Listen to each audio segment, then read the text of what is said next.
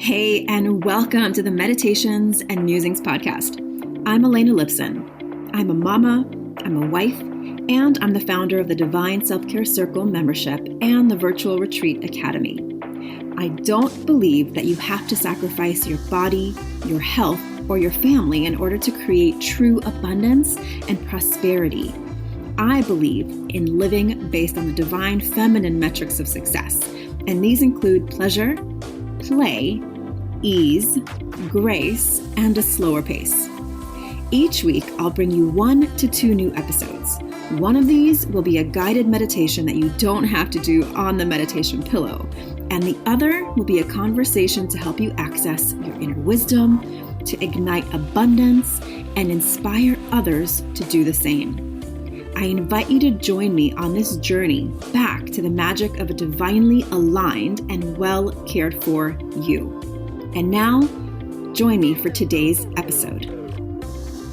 Welcome back to the Meditations and Musings podcast. This is Elena Lipson, your self-care coach, your inner work mentor. And today I want to speak with you about a topic that is near and dear to my own heart in terms of the work, the inner work that I have had to do and quite honestly still do in a lot of ways. And I've learned the reasons that I and so many women that I've worked with and work with have the same idea about asking for help. Before we dive into that, I wanted to remind you as we wrap up this crazy year of 2020, which is technically not over yet, with all of its blessings and blunders and grief and gratitude and all the things in between. I wanted to remind you that 2021 is the 7th year of the Divine Self-Care Circle, which I can't believe. It's like amazing. I'm such a Gemini, like multi-interest kind of person. The fact that I've done this for 6 years and have this amazing, intimate community of women, soul-led, heart-open, intimate, amazing women who keep coming back year after year after year. It just brings so much joy to my heart. So the 7th year, we are making some changes. Not so much, there'll be a little bit of branding changes, but that's not really the part that's going to affect you. We're going to be doubling the monthly enrollment fee because we're adding some really cool features. And to be quite honest, I actually haven't raised the price in about 4 years. So it is time. It is time to elevate the value, what you're receiving. It's going to be an incredible combination of group coaching calls, on the spot, laser hot seat coaching on a weekly basis. We're going to have incredible new content, really valuable, potent guest mentors who are not just throwing more content at you, but actually giving you experiences that transform you and change you and that allow you to really elevate yourself and your life, your business, the bedroom, and beyond. So this is the time if you are interested and you're like, oh, I've really been seeking a community of amazing women that I can go to. I know that's what I'm seeking always, is really refining and curating and being discerning in my circle. And so if you're seeking a place to do the things you say you want to do, whether it's making more money, creating more self-care rituals, creating deeper friendships, this is all the juicy stuff we talk about, not just talk about it, but do experience and connect with. And the one thing that I'm really proud of is that this is not a membership where you come in and someone else is teaching. I'm the one who's there, mentoring, guiding. Of course, I teach from the circle. I mentor from within the circle. I'm not on any pedestal. I don't tell you what to do.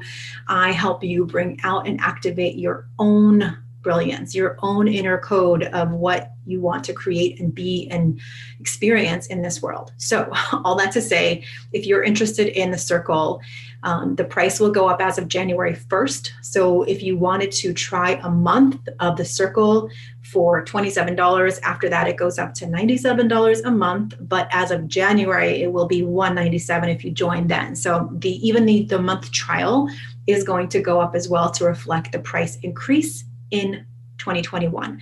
So if you've been on the fence, you're like, I kind of want to be in a circle and I think Elena is the one I want to be my mentor, please come on in. You have an entire month to experience the calls, the sister chat that we do every quarter. You'll get to experience that in December, where it's in the evening, literally like I'm in bed with a glass of wine and we're just talking and connecting. You'll get to look at the content, all of the content now from 2020. So you'll really get a great idea whether this is something that you want to be part of or not. So the only way to get that trial link is in the show notes of the podcast. That link is not offered anywhere else. Okay, so back to what we're speaking about today, and that is this idea that asking for help is so hard. And the reason it's so hard, it looks obvious, but there's a lot of reason for this. I think the myth that we're going to be unpacking, and I don't even like that word, that we're going to be reverse engineering, that's my favorite word, is this myth that I have to do it alone. And that if the idea or the support comes from somewhere else, it's somehow less than, it's not coming from me. And of course, I'm so strong and independent and capable that I want to do it, right? I feel like I need to do it alone. There's actually a shadow side to that, feeling like you have to do it alone. It also brings with it the feeling of being unsupported. And that if you want something done, you have to do it yourself. And that everyone else is kind of busy. And we're going to get into 8 specific reasons why this myth has been perpetuated and why it's ongoing. And it's one of these things that can really, really hold you back from an amazing life and from seeing what's really possible and from even understanding that you get to do what feels good and have support, right? So feeling like you have to do it alone keeps you stuck at a certain level of your own joy, of your own life. So I just want you to lead with curiosity today and see if any of these reasons why I believe and why I see that women feel like they have to do it alone, quote unquote, do it alone, resonates with you. You might really resonate with one of them or some of them. And I want you to really feel into it. I'll give you some journal prompts at the end, so you can take this into experiential land, not into just theory land, okay? I want you to listen and then move on with your day. If it really lands for you, then that's where the inner work starts, which is acknowledging that you're having an experience of connecting with what I'm saying, and then you're deciding that you want to move into some sort of reflection and action-based processing. That's really where the change begins. So here's why I believe women have this myth of having to do it all alone. And it could be building a business, running a household, raising children, upkeep of relationships, a myriad of things. It doesn't have to be just business related, but a lot of times it is as well. It's all connected. Number one is asking for help. Somewhere inside, it can feel like admitting that there's a weakness or that you don't know, right? A lot of our social media expert status, guru status, has this connotation with it that implies that you should have all the answers and that you should know everything and that you're an expert. And then asking for help somehow, even if it's at home or at work or in your business, it can feel like somehow you're not capable of doing it all alone. And that can cause, whether you call it weakness or not whole or incapable, whatever the word you put is, there's an admitting that you can't do it. And so that can keep you in this cycle of feeling like you have to do all the things, which can lead to burnout and exhaustion, and feeling like your self-care has to take a back seat. Like life has become dull because you're constantly doing all the things, right? And it feels like if you do one more thing, you might just explode. But it's the exact thing that will take you away from asking for help. The second reason that asking for help can feel really hard is that you don't know how to. Now that feels like a really simple thing, and you're like, well, what does that mean? I don't know how to. Well, I what I've seen, and for the many, many women I've worked with in the Divine Self-Care Circle and private clients, the idea of asking for help, like you actually might not have the words of how to ask for help, right? Like actually calling someone and saying, I need help with this thing, can feel really heavy and really hard to do because, and here's why it happens. Of course, we all know how to put together a sentence in words. That's not what I mean. What I mean is that you are assigning meaning to asking for help. Therefore, asking for help can feel or it can bring up a lot of your feelings of worthiness to ask for help, of feeling like someone else can give their time to you, right? Like, are you worthy of receiving it? So there's a lot of nuance in there that's more than just, do I actually have the actual words to say, I need some help with this, right? That in itself might feel easier in some areas of your life, but in other areas of your life, it might feel a little more challenging. Number 3 is you might feel like all of the things and ideas need to stem from you, right? Like you need to be so in charge and in control that you need to be the one to initiate ideas, like what's for dinner and, managing your household and what your kids do for activities and what happens in your business. You might feel like you're holding on so tight that like you have 8 arms and they're all busy because you're unwilling to let go of one of those arms and trust somebody else to do it with you or for you. Number 4 is that you might be unconsciously valuing other people's time more than your own. And so the thought of asking someone to help you, you might start thinking like, oh, they're probably busy. They have so much going on. They've already got so much on their plate. And this is all, of course, a story made up in your head and making meaning. Whereas if someone asked you for help, you would probably quickly say yes, right? So all of this is like, there's a shadow side here, and that you would help someone who asked you for help probably very quickly versus you asking somebody else for help. That's because you're valuing somebody else's time more than your own. Number 5 is you haven't seen it modeled in a healthy way. Most of us have seen the women in our lives do it all and get exhausted and feel burned out. And there's no one out there teaching this in the same way that I'm talking about it right now, which is learning how to bust the myth that you have to do it all alone and seeing it modeled in a way where you are comfortable asking your children, your partner, your friends, your family, your business associates for help, whether it's reviewing, part of your business, whether it's asking for feedback, whether it's helping you redecorate your closet, like anything, right? Like you feel like we just haven't seen it modeled. The only case where you've seen it modeled is in number 6. It kind of leads right into the next one, is that you have to be suffering or sick or overwhelmed or burned out in order to ask for help. In that way, I think we've seen a lot of that modeled. Like when someone is suffering from something or they've been diagnosed with something terrible, then of course everyone sort of floods in and that person's just sort of like in the position of having to receive help.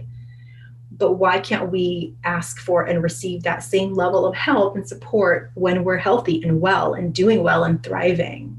Like really ponder that in your own life when the next time you think, oh, I'm just, I'm sick, I need someone to like deliver some soup or something. Why can't you just say like, wow, it's amazing, I'd really love some support around this, and ask for help in a way that doesn't devalue the fact that you are worthy of support regardless of being sick or healthy. You're always worthy.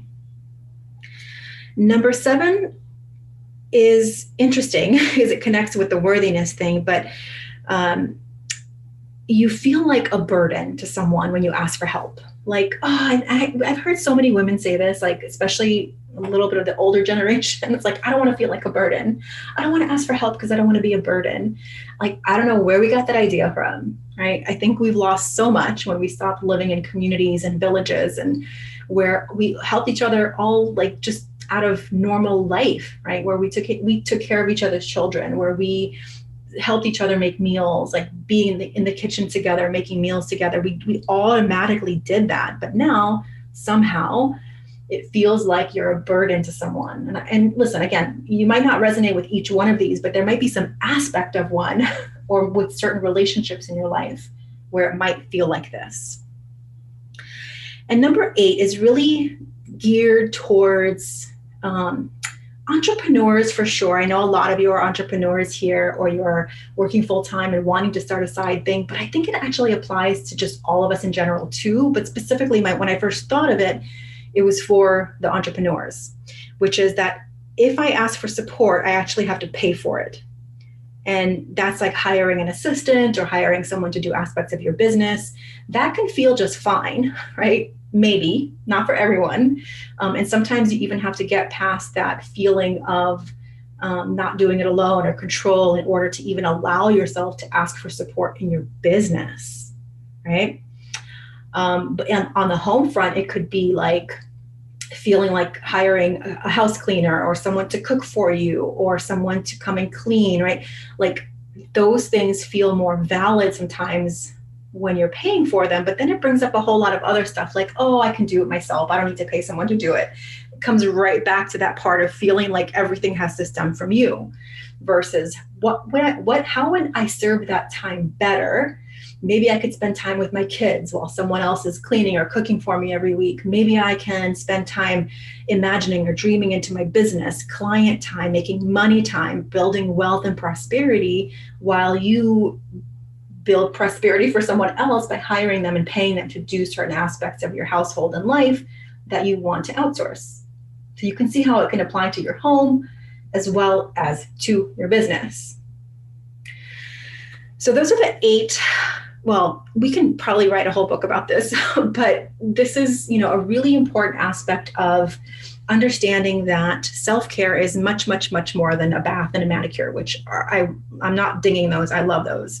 But this is about giving yourself permission to get to do what feels good in your life, your business, your bedroom, and beyond.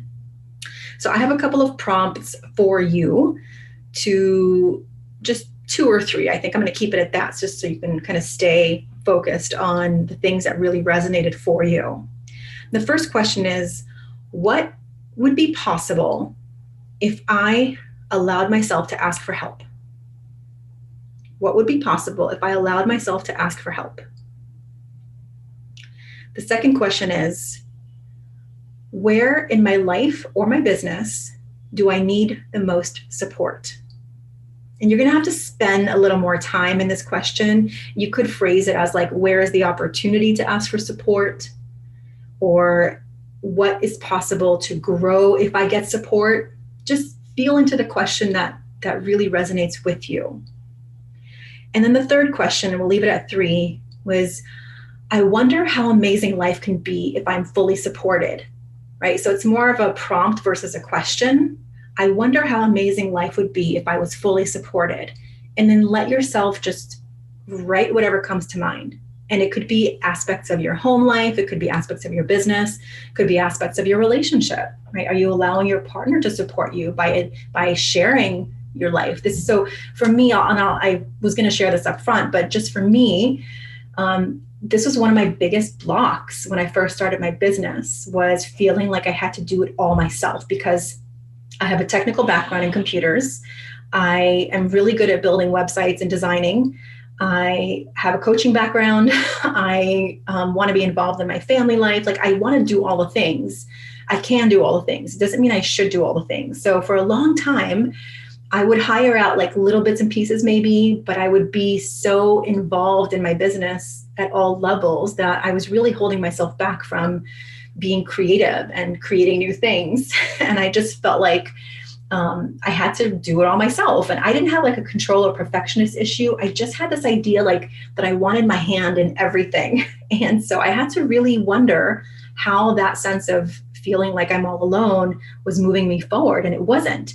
And in fact, the dark shadow side of that was that I actually felt alone, even when I was surrounded by people in masterminds. Like, I wouldn't ask for help in a really raw and vulnerable way. Like, I would ask for feedback and reflection and the most obvious things, but I wouldn't really let myself share vulnerably because I felt like somehow, like for me, it was admitting that it wasn't that I didn't know, but like it was some weird thinking about weakness, which saying it out loud feels weird, but it was hard to even put into words. The other place that I've really learned to ask for support in the form of just witness is with my husband, where I wouldn't share very much of my business in the beginning. And I felt like I had to have everything built out and fully successful in order to share it. But I wasn't sharing like the frustrations or the losses. And when I really gave myself permission to just share the journey as I was on it, I felt more like I was open versus feeling like I had to be some, shiny version of myself in order to share it. And one of the things that really helped me to open up in this way was me joining a circle of women where I got to practice really showing up. And the mentor was really good at calling me out. Like, okay, like I see you, I see this shiny version of you, but what's going on behind that? And so for me, that's the kind of coach and mentor I strive to be within the circle as well. Like I won't sit there and just watch someone BS me and tell me everything's wonderful when I can obviously intuitively and practically see that something's going on. And I want to be able to create a safe container for everyone to bring that. Because as soon as you start sharing that, asking for help, realizing you don't have to do it alone, that is when you start to grow. That is when you start to give yourself permission to be playful again and to be fully embodied in what you want to create instead of compartmentalizing yourself into this version of yourself. So I hope you received some insights and reflections and aha moments from today's episode. I would love to hear your thoughts. So screenshot the podcast, tag me over on Instagram at Elena_Lipson, or you can email us at info@elenalipson.com. I'd love to hear from you. Like, I would really love to know what your answers are to what's really possible, or where is the opportunity to be supported, or how amazing can life be with full support. I'd love to hear those answers. And of course, as always, I'd love to invite you to subscribe, leave a review, and share with anyone you think you can have this conversation with and who would benefit from hearing this conversation as well.